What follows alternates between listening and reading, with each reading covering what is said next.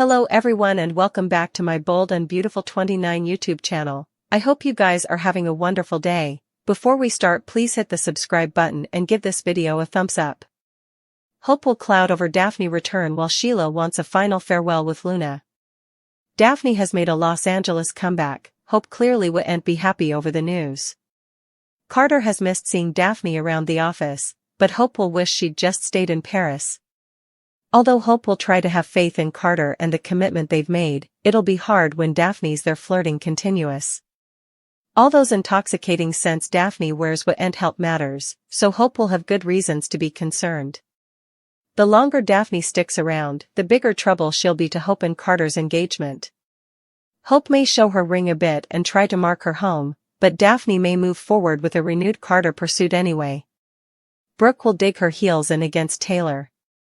Taylor's attempt to blackjack Brooke and get her to stop throwing herself at Ridge. Brooke may formally again prognosticate that fortune is going to win in the end.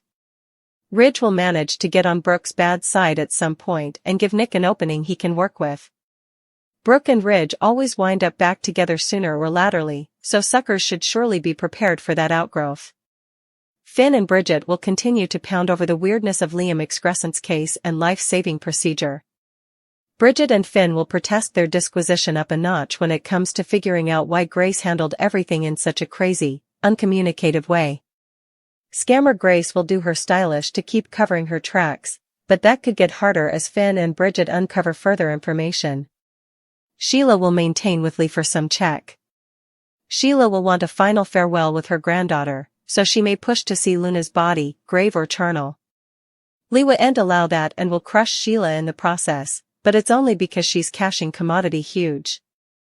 Luna is still alive and recovering behind unrestricted doors.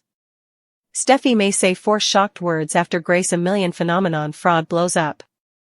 Steffi is too thankful over Liam's survival to dwell on the questions she had about his experimental procedure. That's accessible considering Steffi allowed.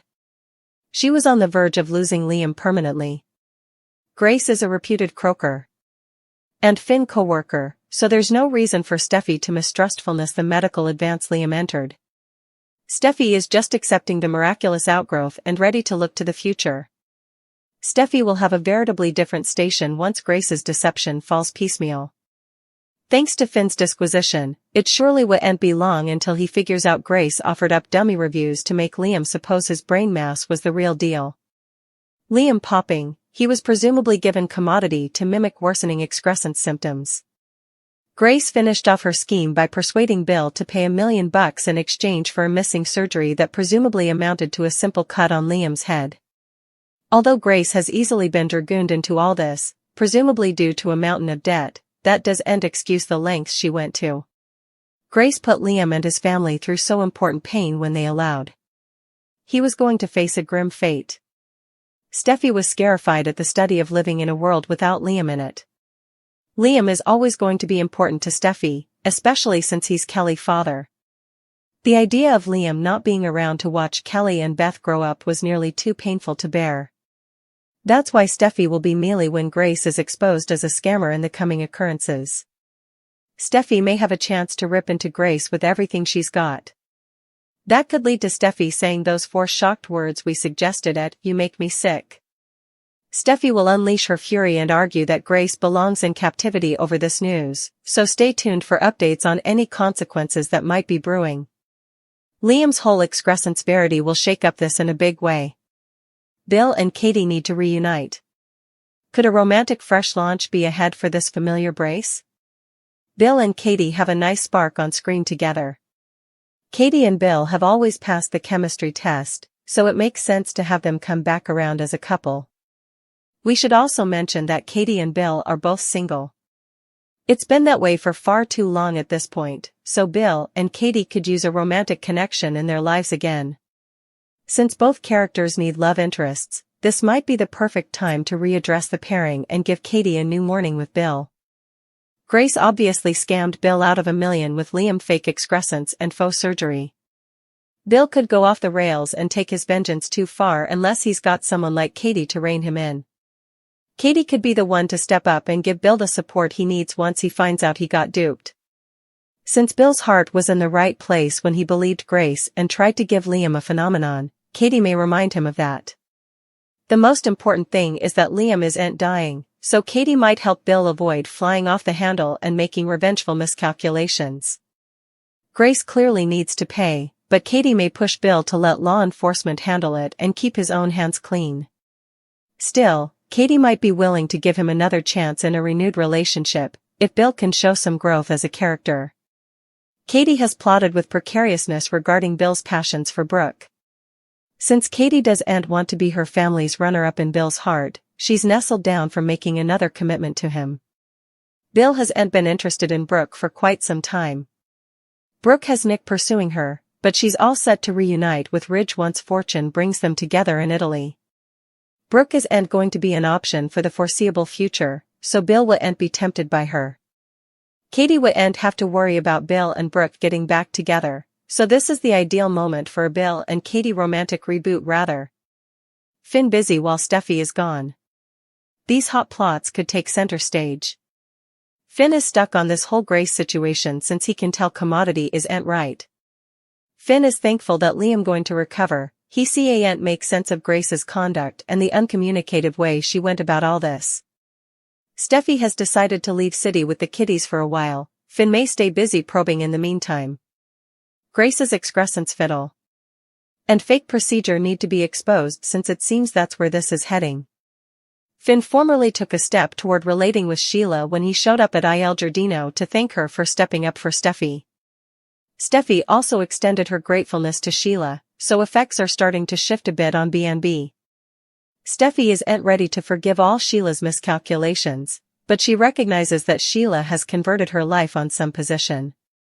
Still, she may be willing to tolerate that, if Finn and Sheila do a little connecting while Steffi's off whale. Luna since Finn easily has some complicated passions about her demise. Effects are going to get indeed more complicated for Finn when he ultimately realizes Luna isn't really dead. Lee faking Luna's fatal outgrowth and storing her somewhere for the rest of her recovery. It's just a matter of time until Finn figures all that out, so that could be a great story for him while Steffi's out of the picture. There'll be a plenty for Finn to do while Steffi's gone. Sheila set up Luna pointing a gun at Steffi and tried to intermediate. But as she and her granddaughter plotted over the armament, it went off and Sheila fell backwards onto the bottom, shaking in pain. Steffi rushed to Sheila's side and wanted to call an ambulance, but Luna ordered her to put the phone down, signaling the gun at her for emphasis. Steffi refocused out that she'd shot her grandmother, but Luna continued to place the blame away. "Because of you," she cried at Steffi. "You did this. This is all passing because of you." Sheila prayed her granddaughter to let Steffi call for help, but Luna scowled and refocused out that she wasn't likely to die from being shot in the bottom. "This is all you're doing," Luna informed Steffi. "Trying to cut us out of Finn's life. We're his family. We're his blood. You suppose I'm being unreasonable, Steffi? I suppose you're the bone. Who needs to be reasonable about where me and my grandma stand in Finn's life? You've been so cruel to me, acting like I do'n't belong, like I do'n't have a place. What if I told you that you couldn't see Ridge, huh?" Making a face, Steffi refocused out that she's no way tried to kill her father's woman. Crying, Luna claimed, "I want to see my father, Steffi. You have to hear me, please. My entire life, I've been silenced, I've been left in the dark, but not now. Not about this. Not about commodity so important. You know the kind of man that Finn is. He's so kind and nurturing. Now imagine being denied access of a man like that because of a selfish mama. Suppose about the positive effect that could have had on me and my nonage. And also suppose about everything that I've been through all these times. And suppose about the pain that I'm feeling now. I can't indeed be with him, indeed though I eventually know that he's my father." Steffi said that she did feel bad that Luna couldn't see her father, but reminded her of the crimes she's married. Tearfully, Luna admitted she knew it didn't excuse what she'd done, but claimed she was just asking for access to her father. "Asking," Steffi responded, eyeing the dynamo. "With a gun in your hand." Finn bothered that Luna was just like Sheila, but Lee assured her son that it was the birth that turned Luna to the dark side. "It was my family," the croaker declared. Her egoism and neglect. Putting medicines and one-night dazes before her own son's requirements. "Not that I'm defending Luna. Clearly not the crimes she's married." Finn admitted he felt pity for the youthful woman whom he'd lately learned was his natural son. Lee agreed that she did, too, but that was what made Luna dangerous. "Yeah, and that's a peril that she'll no doubt unleash again eventually," Finn lumbered. "And when she does, I can't have her anywhere near my family." Lee entered a call and excused herself, and formerly alone, Finn tried texting Steffi again. While he awaited for a response, he eventually decided to hear to a voicemail Sheila had left him. "Finn. It's Sheila. I've left you several dispatches, and you're not responding. I'm sure you have strict orders not to speak to me from Steffi, but it's really important. I need to talk to you. It's about your son. It's about Luna. Call me. Please, just call me."